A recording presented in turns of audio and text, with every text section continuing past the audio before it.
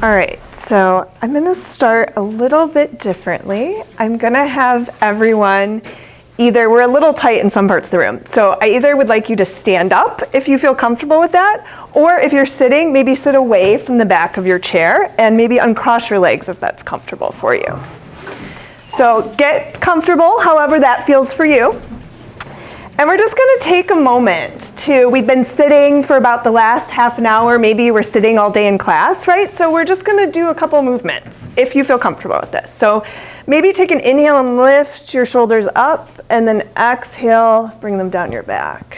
And if you want, you can exhale through your mouth or through your nose. And then being mindful of your neighbor, because some places were tight. If it's comfortable for you, you might lift your arms up. And then bring your right arm down and reach over with your left. And then bring both arms up again. And then exhale over to the other side.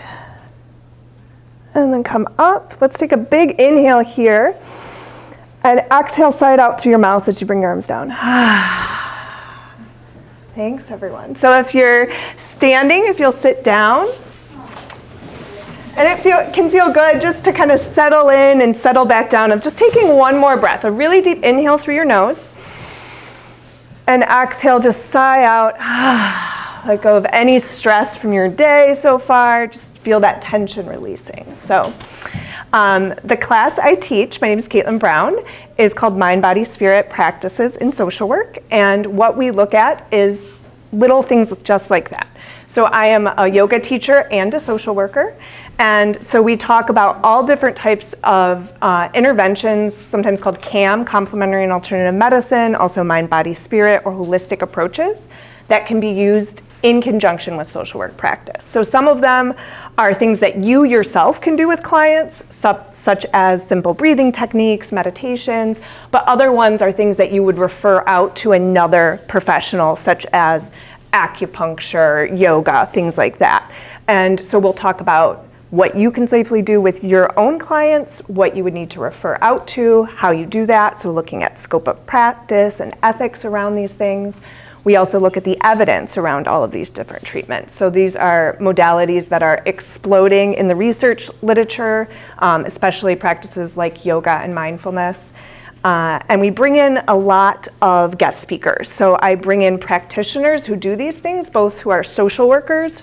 I brought in social workers who do EMDR, eye movement desensitization and reprocessing, people who are art therapists, music therapists, actually an alum from the class who now works in the VA and does substance abuse treatment, and he does what's called MORE, mindfulness-oriented recovery enhancement. So he talks about how he first learned about that in this class, and then he, studied it more and now has been implementing it in different settings. So it's very experiential and hands-on because part of this class is also about self-care. So what can we do to help you, and so you can experience it, and then so you can share that with your clients.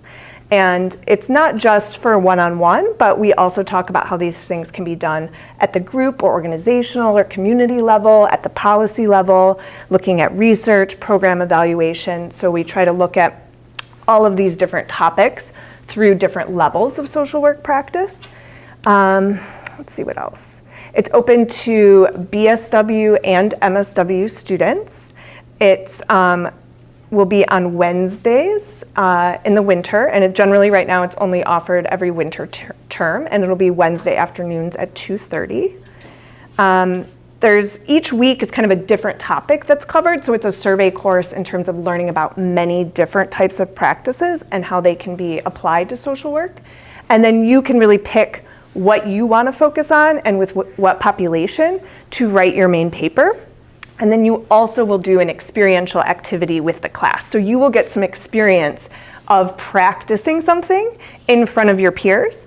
And then everyone else, we get the great benefit of getting the self-care from that activity. And it also gets you more comfortable with doing these types of things. So students have chosen EFT, emotional freedom technique, like tapping exercises, breathing techniques, aromatherapy, art-based activities, music-based activities.